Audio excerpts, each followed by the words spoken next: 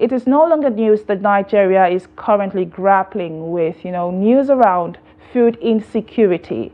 And Nigerians have been asked on social media whether or not this might be an aftermath of the low budgetary allocation to the Nigerian agricultural sector. You will recall that for the year 2024, the agric sector was allocated the sum of 1.25 trillion naira. I'm talking about the federal budget now. But the question now is that budgetary allocation enough to keep the sector afloat? And let's take a look at the social media poll that we did put out there. The question was, despite over 1.25 trillion naira allocated to the Federal Ministry of Agriculture and Food Security in the last 3 years, the prices of food items remain high. Why do you think this is so? We put out a few options asking whether or not the funds are not being utilized effectively, or there are other external factors causing high food prices. And we did get quite a number of, responses from Nigerians. Let's take a look at some of the responses that we did get from netizens. CMO1, I beg your pardon, is saying that the major reasons for food inflation in Nigeria are insecurity in the north, bad roads in the south, and 100 meters checkpoint in the south, and security agents and local thugs collect money from these drivers. From just one, a driver pays over 50,000 naira to policemen. Thank you very much, CMO1, for sending in your comment. And Mbak Info Explosion is saying that insecurity and headers attack on farmers. He's saying that that is the major cause of the current food crisis that Nigeria is facing. But let's take a look at other comment. 007 is saying the reason Nigeria or Nigerians are not feeling the expected positive impact of the humongous amount so far invested in the Federal Ministry of Agriculture of over 1.25 trillion naira in 3 years given to high prices of food.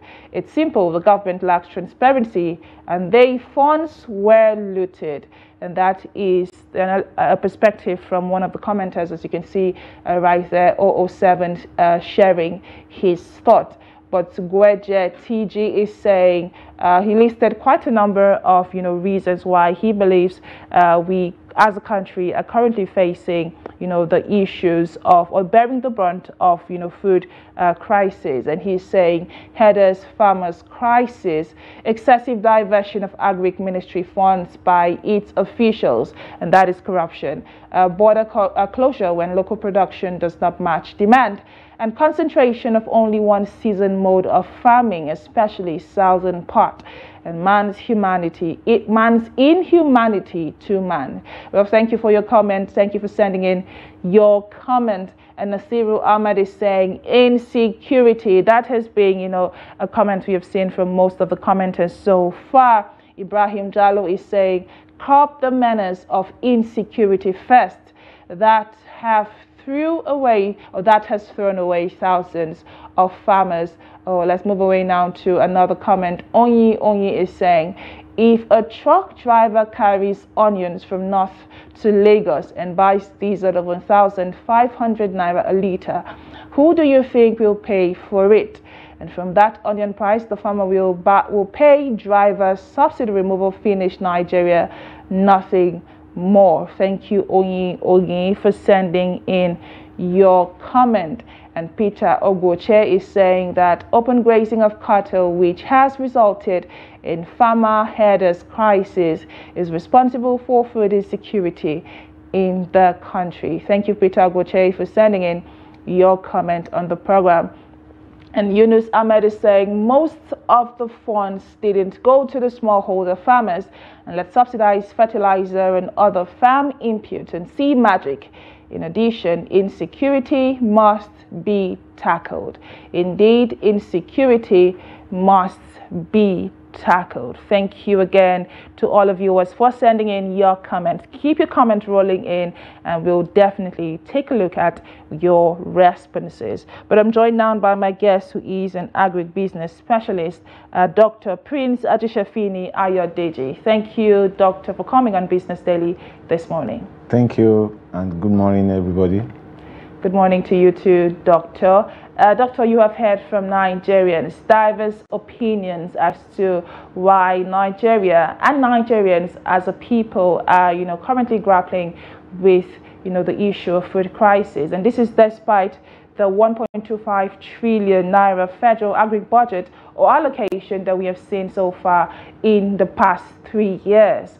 What do you make of all of this, Doctor? I mean, is the money that has been allocated to the agric sector sufficient, or should more be done? Thank you very much. When we talk about budget reallocation, Ministry of Agric is a federal government agency that has its own responsibility and mandate. The fund they are being allocated from the federal government budget is for a specific purpose, which our own, the food producers' attentions are not included in the budget. Look at the budget of the present Ministry of Agric. It's about 342 billion, and 60%, over 60% of it is for capital expenditure. 25% of it is for what? For pension, for personnel, while the remaining balance is meant for overhead.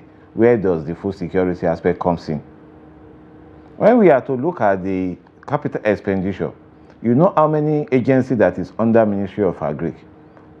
All this budget is meant for them, not for us.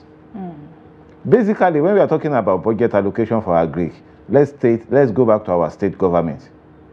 What are we expecting from them as the mandate of Ministry of Agric? Policy formation, ensuring food security. And this policy formation is what we impart on we, the smallholder farmers. It's not the budget they are giving to them. The budget is not meant for us.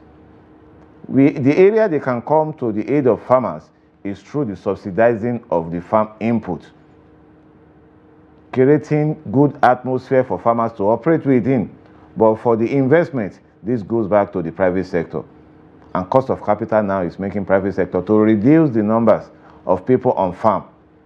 The fund is there, but it's not accessible. And the demand is greater than supply. Therefore, there will be high cost of food. Not that we have scarcity of food. There is food, but it's not avoidable. You have, re-emphasized the role that state government have to play, in ensuring food security. And one thing you have said repeatedly is that it's not that there is no food, there is food. However, there is not so much being done in that regard. What then will you be proposing that state governments did differently from what they're doing already? Well, thank you very much. Was it last week I heard in the social media that some state government came together and their resolution was to go back to farm settlement, clearing of land, provision of irrigation system, and bringing youth and farmers to come and start doing commercial farming in agribusiness way. If this can be, it's a policy statement. If it can be implemented, I know the state in question, we have boost in their production. Yes, they are not going to be the people that will buy the input for the farmers. Private sectors will come in. And what we expect the state governments to do is to talk to the input suppliers. And this can be done through the Federal Ministry of Agric. We need more seed producing companies in this country. We need more chemical producing companies in this country. We need more local fertilizer production facilities in this country. It's not that the factory of a fertilizer company is located in one region. Other regions are suffering. Logistics moving from region A to region B becomes additional cost of production. And you know what electricity is doing also. Cost of diesel is affecting it. When we are talking about food security, little things trigger a lot. A lot of processing centers that we add value to our food have closed down due to what? Energy. Cost of diesel, which is the alternative. Going back to green energy, it's capital intensive, where we, the farmers or the processing company, have access to such funds. These are the policies that is expected to be considered by the Federal Ministry of Agric, while the State Ministry is to make provision for the cleared land, because land clearing takes 60% or more than 60% of agribusiness operation. We have the land in Nigeria, but how many are cleared? And we should look into the system, this policy of converting farm area to residential area, So many areas that are basically being made to be for farming alone have been converted to residence. And we are pushing farmers more into the forest. And the more you go to the forest, the more you expose them to security challenges. Factors are so numerous that is causing this food scarcity, food insecurity in Nigeria. Indeed, so many factors, playing right there. But there is still so much to come in the area of, the conversation around breaching the gap of food insecurity in Nigeria. And my guest, who is Dr. Prince Ajitseffini Ayodeji, is still on standby. So do stay. We'll be back after the break. And you are still watching Business Daily, coming to you live on Trust TV. And just before the break, we started a conversation on why Nigeria, or Nigerians as a people, are still grappling with the effect of food insecurity. And this is despite the high budgetary allocation towards the agric sector in the past 3 years. And according to data, 1.25 trillion naira was budgeted to the Agric, or the Federal Ministry of Agric and Food Security, in the past 3 years. And the question now is, are these amounts enough to keep the sector afloat? I still have my guest with me, who is an agribusiness specialist, Dr. Prince Ajitseffini Ayodeji. Thank you, Doctor, again for coming on the program. Thank you. And Doctor, you said something that stood out for me just before the break. Talking about how the Ministry of Agric and Food Security has a lot of agencies underneath it, and it's not necessarily shouldered with the responsibility of giving out loans to farmers, and that these agencies are rather supposed to wear those shoes. But let's hear from you. Have you seen the impact of the work these agencies are supposed to do? Because we understand that in the past we've seen the CBN stand as a loan giver, I should say, but that backfired over time. And that brings to mind the job of the Bank of Agric. Are you seeing, are you as farmers now, seeing the effect of the responsibilities of these agencies? Directly to the farmers, we are not receiving any, we are not seeing the impact. I'm talking from the school, from my own school of thought. Federal Ministry of Agric is the umbrella body of so many agencies. And these agencies are shouldered with different responsibility and mandate. We have those that are meant for training of farmers, regularly updating us about capacity on what is happening in the society, in the global as agribusiness is concerned. And we have another agency that is basically to be producing farm mechanized equipment. And the financial institution being created under Ministry of Agric, supervised by Ministry of Agric, is the Bank of Agric. We know what they did in the past, and we know what is happening now. The responsibility of Bank of Agric mandatorily is make provision for working capital to smallholders farmer to enhance the production of whatever they want to do.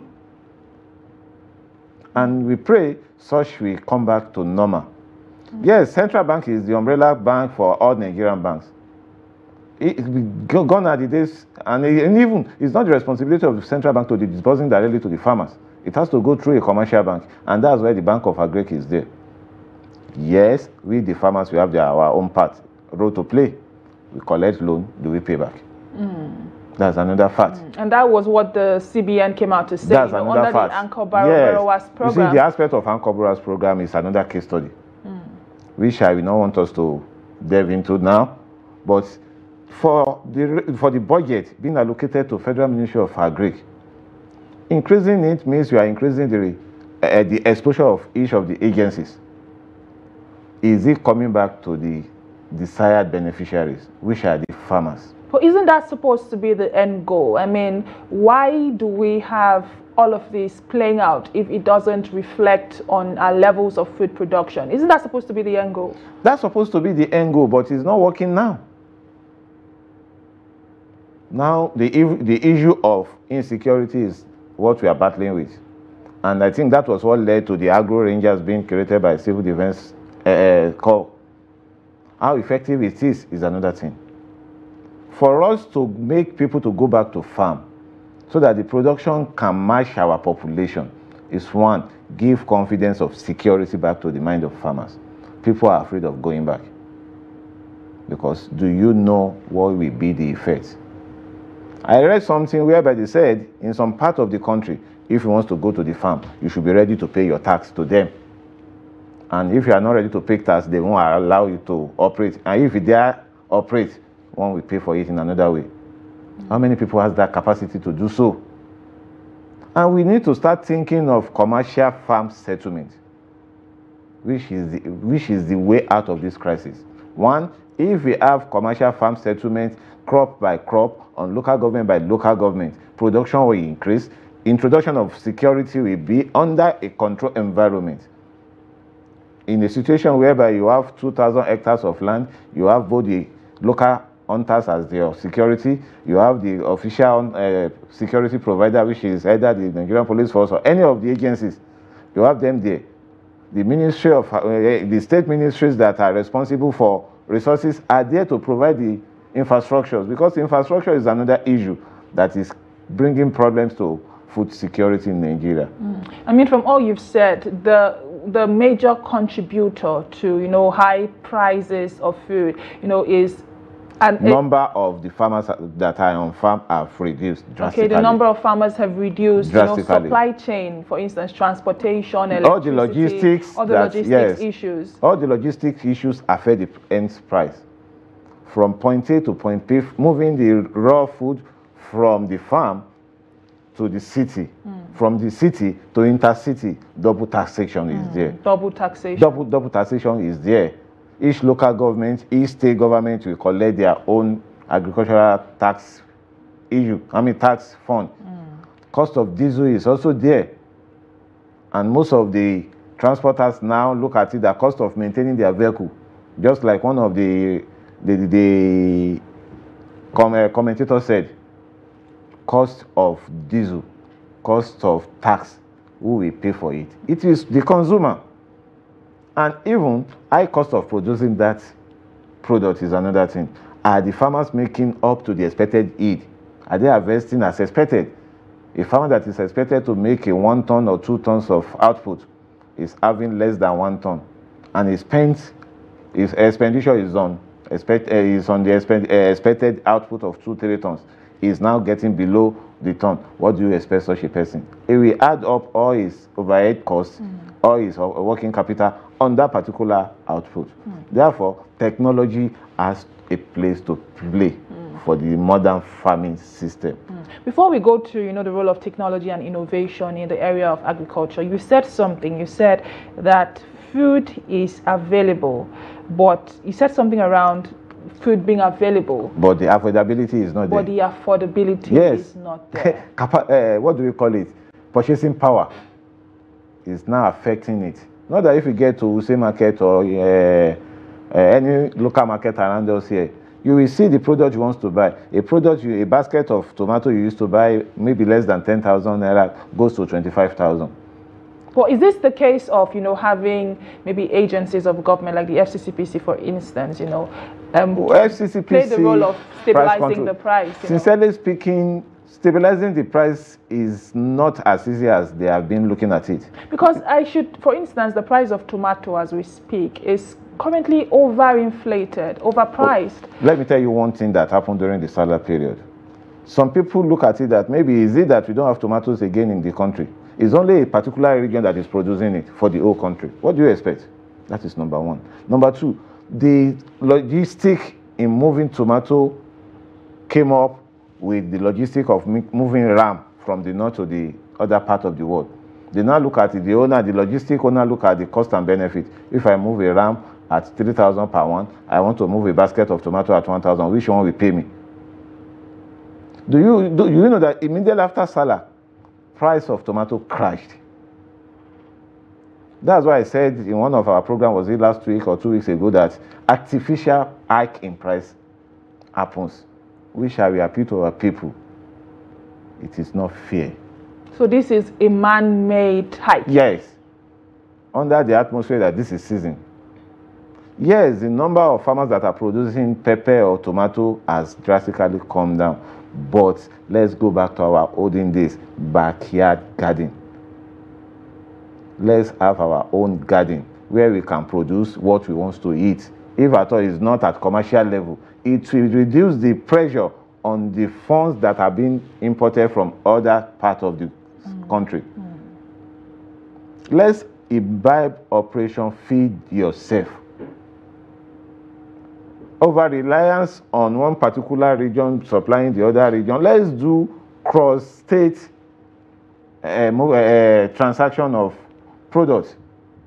What you are bringing from Kwara, let's take it to Kogi. What do you have in Kogi in excess? Let's bring it to Kwara, and let's have a stable pricing system. And to have a stable pricing system, we need to work on the cost of input. Land clearing. Before now in Nigeria, with 25,000 naira, you can do 2 operations. You can do your land plowing and land harrowing. But now, with your 75,000, you may not be able to do 1 operation. What does that mean? 1 operation means plowing of your land. Excluding after clearing of land, you need to plow. After plowing, it's either you ridge or you harrow. And per operation is almost 75,000 naira. Look at it from 25 to 75,000. Before now, how much do we buy a kilo of maize, the hybrid or any breed? It's less than 500, 200 naira. But now, for you to get good breed of maize to plant, it's about 2,000 naira. All these contribute to high costs in the food production. You have talked about, states collaborating. What do I have? For instance, you made reference to Kwara State. Yes. What can Kwara State offer its neighboring states and the likes? But over time, have you seen that collaboration between state, interstate, and even the federal government with state government and even local government in some other cases? Well, let me cite a case study. Look at the relationship between Lagos State and Niger State. Lagos State have their own processing plants, and they look at where they can get the raw materials. They get the raw materials from those people, and they use that to empower the farmers in that state to produce in commercial quantity for them. Meaning that by the time it comes direct from farm to the processing unit, cost of the production will reduce because they will be having advantage of economic of scale. The higher you buy, the lesser you pay. That collaboration can work. And there are some other states in the country that can do the same. And there can be relationship between the local government and the state government. The local government can have land and say, sir, I have 10,000 hectares of land. Can you help my local government to clear it? We will pay you in this installment. And by so doing, the state government takes its bulldozer and other things to do the clearing. The farmers in the local government will be able to lease the land, not free. Because we are talking about agribusiness. Nothing should be given to anybody at free. You made mention of, the role that innovation and technology can play in scaling up production.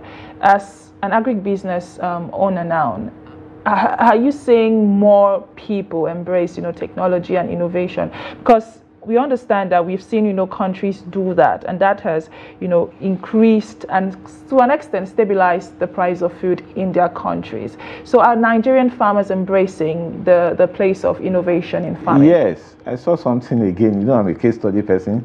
I saw another YouTube video yesterday in the northern part of Nigeria where the owner of the farm is purely on green energy. Purely on green energy, and for the poultry, purely on automated. And for the greenhouse farming where they produce pepper and the lights, also automated. Tell me, they are not relying on energy. They have a budget. They are working towards their budget. They have economic of production, which says that I want to attain 4 tons per hectare for this particular product. They are using planter to plant. They have irrigation, not even the pivotal one. They have the mini one. And they are achieving their results. Innovation and technology has a role, and that's why capacity building is very important.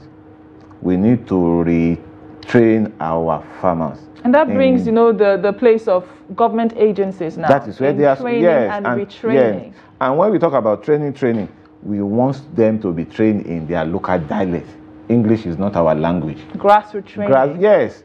Whatever language they will understand, make it as practical as possible for them so that they will know. That was the job of extension officers during the old days. You go to the farm to explain.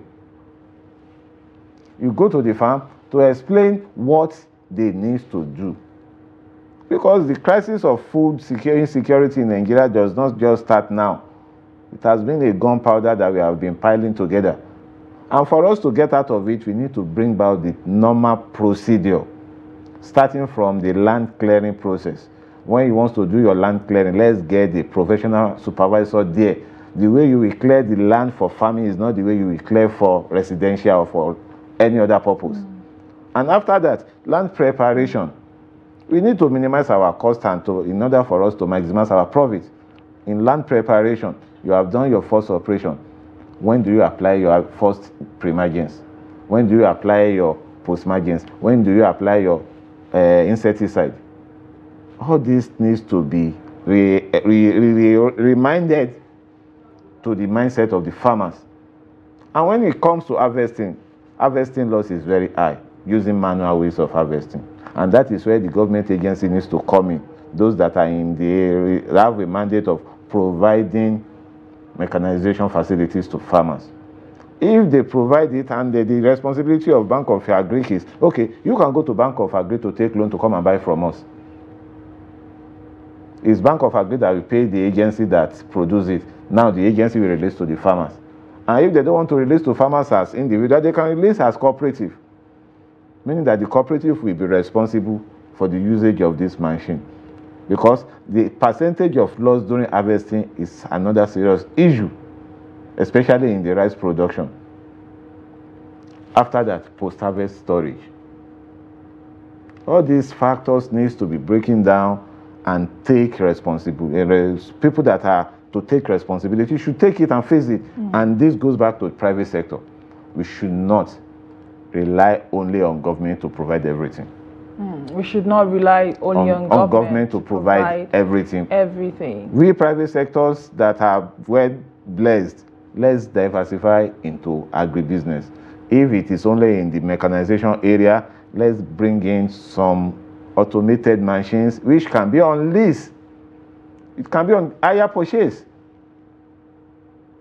You will have your own terms and references on how you can release it to farmers. Please, not only government that will solve the problem of food insecurity in Nigeria, we too we need to solve it by ourselves, because it is a business. In my interaction with private players, they say you cannot exist in silos. They need the right policy environment or the right business environment to thrive.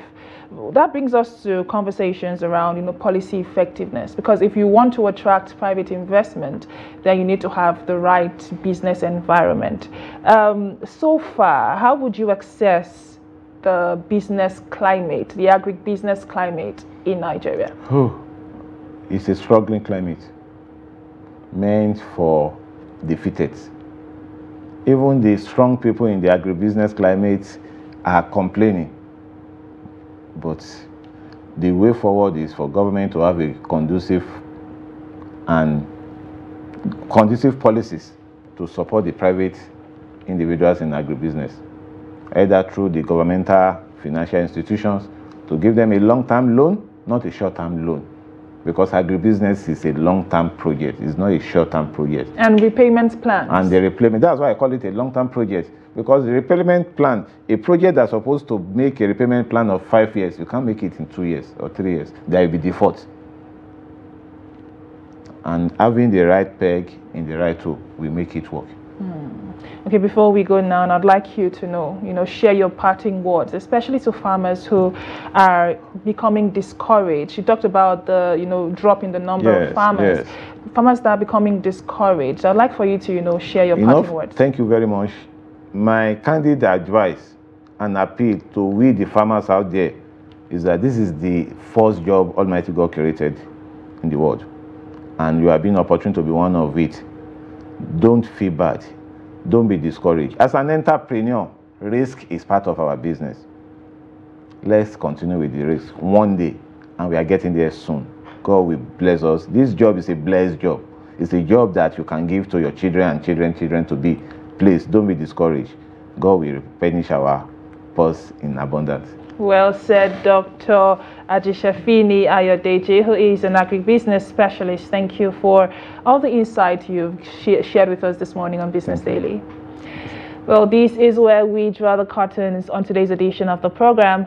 And join the conversation on social media and let us hear your thoughts. What are your thoughts on, the budgetary allocation so far in the past 3 years and the impact that has had so far in the agricultural space in Nigeria?